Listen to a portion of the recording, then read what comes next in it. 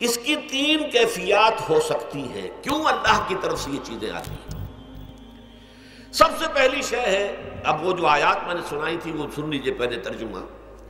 سورہ تغابن میں فرمایا ما صاب من مصیبت الا باذن اللہ، دیکھو کوئی مصیبت تم پر نہیں آ سکتی، نہیں آتی مگر اللہ کے اذن سے۔ ومن یؤمن باللہ، اور جو شخص اللہ پر ایمان رکھتا ہو یہدی قلبہ، اللہ اس کے دل کو ہدایت دے دیتا ہے، اس کے دل کو سکون عطا کر دیتا ہے، وہ راضی برضائے رب ہو جاتا ہے، اس میں شکوہ نہیں رہتا، اس میں شکایت نہیں ہوتی، اس میں تلخی نہیں ہوتی، کیوں ہو گیا، کیسے ہو گیا، کیوں ہو گیا، نہیں ہونا چاہیے، نہیں دیتے۔ یہ سارا جو پیچ آدمی کھاتا رہتا ہے نا اندر ہی اندر، وہ جو پیچ کھا رہا ہے یہ سب پیچ سے نجات مل گئی۔ برو کشید سے پیچا کے ہست بود مرا، چے اقدہا کے مقام رضا کشود مرا، یہ پیچ کھانا جو ہے پیچا کے ہست بود، اس سے اللہ تعالیٰ نے مجھے نجات دے دی ہے مقام رضا کے ذریعے سے۔ کتنے بڑے بڑے عقدے میرے حل ہو گئے اس مقام رضا سے، چے اقدہا کے مقام رضا کشود میرا، میرے تو بہت سے عقدے اس سے حل ہو گئے۔ اس حوالے سے ایک موٹی بات تو یہ ہو گئی، لیکن اب اس کو تین حصوں میں تقسیم کیجیے۔ پہلی بات یہ کہ یہ اللہ کی طرف سے آزمائش کے طور پر آتی ہے۔ آزمائش، میرا بندہ اس پر صبر کرتا ہے یا نہیں، یا میرے خلاف بکواس کرنے پر آمادہ ہو جاتا ہے۔ اللہ تو ایسا ہے، اللہ نے تو ہم پر کبھی کرم کیا ہی نہیں ہے، اللہ تو ظالم ہے، معاذ اللہ معاذ اللہ معاذ اللہ۔ کہیں ایسا تو نہیں، میرا بندہ جو ہے تکلیف کو جھیلتا ہے میری وجہ سے، یہ سمجھ کے کہ اللہ کی طرف سے آئی۔ یہ سب جو ہے یہ بہت بڑی کامیابی ہے اگر انسان کو حاصل ہو جائے۔ اور اس صبر کے نتیجے میں دو اور باتیں پیدا ہوتی ہیں۔ یہ مضامین علیحدہ علیحدہ دروس کے اندر آتے رہے ہیں، لیکن آج ایک نئے عنوان کے تحت جمع ہو کر آ رہے ہیں۔ پہلی بات یہ ہوتی ہے کہ یہ امتحان کا نتیجہ کیا نکلتا ہے کہ آپ نے ایک امتحان پاس کیا تو آپ کے اگلے درجے میں ترقی ہو جاتی ہے۔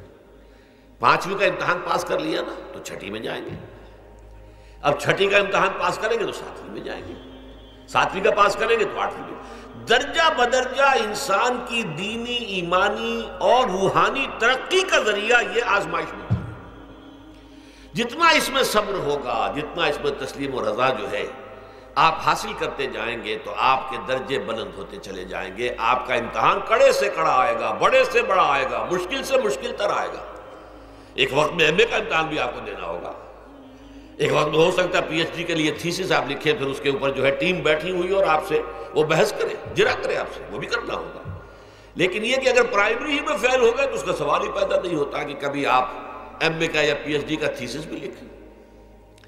اور اسی کو دوسرے انداز میں کہا گیا ہے قرآن مجید میں، وَلِيُبْلِيَ الْمُؤْمِنِينَ مِنْهُ بَلَاءً حَسَنًا۔ اصل میں ابلا کہتے ہیں، بلا یبلو جو ہے عربی زبان میں آتا ہے آزمانا۔ خلق الموت والحیات لیبلوکم ایکم احسن عملا، یہی معنی ابتلا کے میں، ابتلا یبتلی آزمانا۔ ابلا یبلی جو آتا ہے باب افعال سے، اس میں آتا ہے کسی کو کسی تکلیف میں ڈال کر اس کو نکھارنا، کہ اس کا جوہر نکھر جائے، اس کے اندر جو خیر ہے وہ اور چمک جائے، لوگوں کو بھی معلوم ہو جائے کہ یہ شخص اس مقام کا اہل ہے، اس کے اندر یہ صلاحیت ہے، اس میں یہ قوت موجود ہے۔ تو یہ گویا کہ اہل ایمان کی صلاحیتوں کو نکھارنے کے لیے اور ان کے درجات کی ترقی کے لیے بھی اللہ تعالیٰ دنیا کے اندر یہ مصیبتیں اور امتحانات جو ہیں آزمائش کے حوالے سے افراد پر بھی اجتماعی طور پر بھی لاتا ہے۔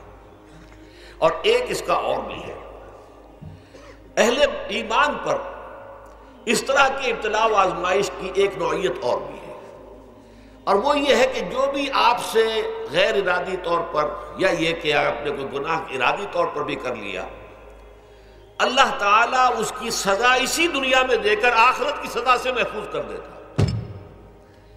گویا کہ اس سے بڑا خیر کیا ہوگا؟ یہاں کی سزا کیا ہے؟ جھیل لی آپ نے، بخار آ گیا، ٹانگ ٹوٹ گئی، چلیے 3 مہینے آپ بستر پر پڑے رہے نا، اور کیا ہوا؟ کچھ نہیں۔ لیکن یہ کہ آخرت کی سزا ملتی ہے، بہت عظیم ہوتی ہے۔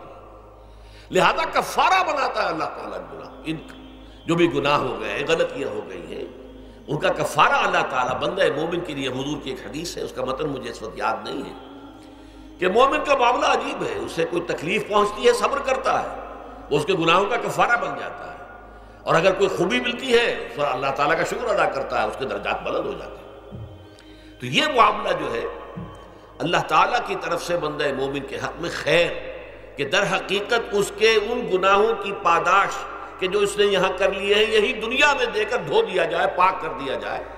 جیسے آپ کو معلوم ہے دھوبی جو ہے کپڑے کو بھٹی میں چڑھاتا ہے، گرم پانی میں ڈالتا ہے، نہیں ڈالتا، تاکہ اس کا میل نکلے، اس کے آگے پٹختا بھی ہے ذرا اس کو تاکہ وہ میل اچھی طرح چھٹ جائے اس سے۔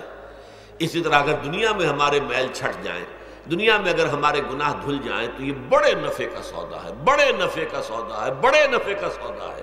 اس اعتبار سے آپ غور کیجئے کہ اگر یہ حقائق ہمارے سامنے رہے تو کیا کوئی تکلیف دنیا کی ہمیں بھاری محسوس ہوگی؟